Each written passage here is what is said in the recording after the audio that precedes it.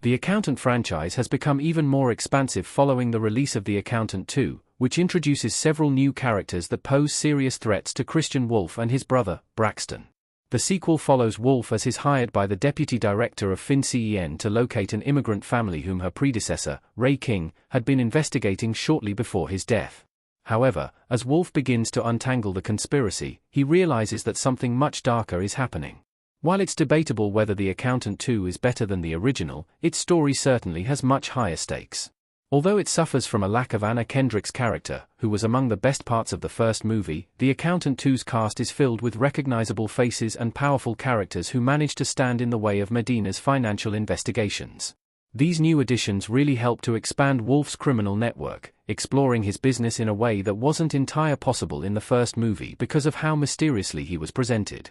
This sequel humanizes him a lot more, focusing on his relationship with Braxton as the film's emotional anchor. 4.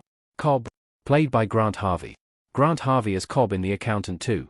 Cobb was only introduced in The Accountant 2, and unfortunately, this powerful assassin wasn't given enough screen time to fully prove himself as a threat to either Wolfe or Braxton. He was the man responsible for holding Honoree's son Alberto at the prison camp in Juarez, and he was promptly killed when Christian and Braxton laid siege to the facility in the film's third act. However, until that point, he still displayed all the qualities you'd expect from a professional hitman. He's skilled in combat, detached from his emotions, and able to quickly think on his feet. It's a shame that The Accountant 2 killed Cobb's character so seamlessly, because he could have been a very valuable addition to a potential The Accountant 3. He was a loose end that needed to be tied up for the purposes of bringing the story to a close, but this could easily have been done in a less permanent way. His involvement in King's death could have made him a perfect villain for the third movie, as Wolfe's vendetta against him would have been personal. 3. Braxton, played by John Bernthal. Braxton is certainly the most likable and charismatic of the Accountant's assassins, but he's not proven, yet, that he's any stronger than Christian or Honorees. The main thing holding Braxton back from being a truly great assassin are his emotions. He often lets anger control his actions, and that's something that can't be afforded when dealing with such high-profile targets. Incidentally, Braxton has the same extensive training and weapons knowledge as his brother, as they were both raised in an extremely demanding environment to mold them into perfect soldiers. He arguably has more experience than Christian too, who typically works from the shadows without violence. But he crucially lacks the composure to treat his missions objectively, which is where the other assassins excel. Christian Wolfe, played by Ben Affleck. The Accountant's Christian Wolfe is one of Ben Affleck's best performances, as he manages to capture the character's neurodivergence in a way that's constantly evident but never becomes distracting.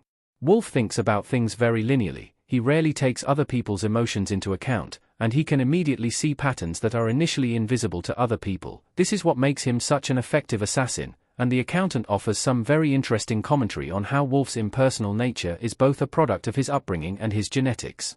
He's a perfect killer, but he's also a very relatable character who wants to build connections and succeed at his work, and that's what makes him such a compelling protagonist. 1. Honorees, played by Daniela Pineda. Cynthia Addai Robinson and Daniela Pineda. The Accountant 2 interview header custom image by Simone Ashmore. First introduced in The Accountant 2, Daniela Pineda's antagonist Honorees is the first character in the franchise who truly puts up a fight against Christian and Braxton. While she never faces them directly, she has the perfect blend of sharp intelligence and advanced combat skills that hold her enemies at bay and keep her one step ahead.